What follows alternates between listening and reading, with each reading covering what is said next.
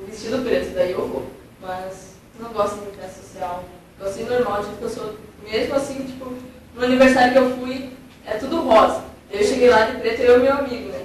Daí, tipo, todo mundo parou assim, ficou olhando. Vocês não chegaram, não sei.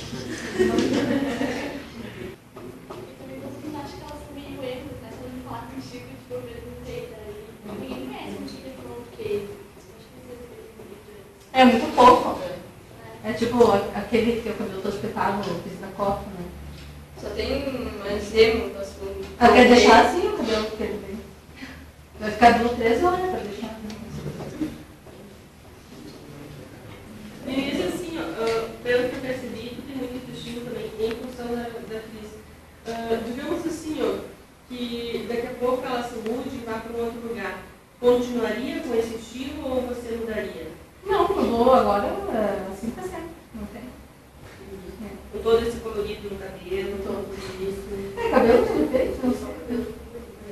Vai aproveitar aí. Às vezes cansa, né? E vocês trocam de cor assim várias vezes?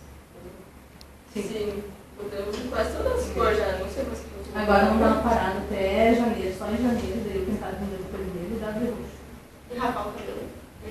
Já pensei em rapar esse lado, todo, daí tipo, deixar espetado assim, pro outro lado, tipo o Yukito do... Finalizar. Só que não sei muito. Não é que eu não tenho coragem, é que não sei se combinaria.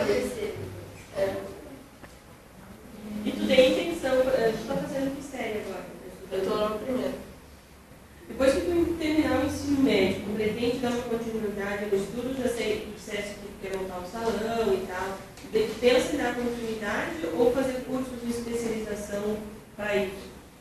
Olha, eu pretendo não acabar, eu pretendo ser famosa antes de acabar o colégio. E daí depois, se eu não ficar, daí eu faço uma faculdade de música ou tento seguir na carreira de... Eu gosto de música, né? Hoje em dia tu já faz aula de música? Eu tô aprendendo, ainda tô no violão, porque alguém me comprou uma guitarra. Mas não, ela quis trocar de guitarra no show do hotel, né? Não sou milionária também. Tem que dar uma coisa cada vez.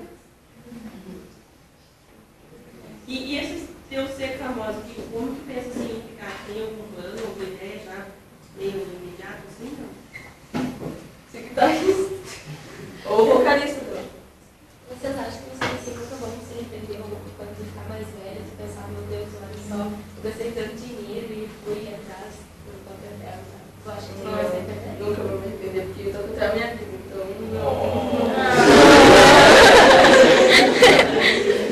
Sun goes down, the stars come out, and all that counts is here and now. My universe will never be the same. I'm glad you came.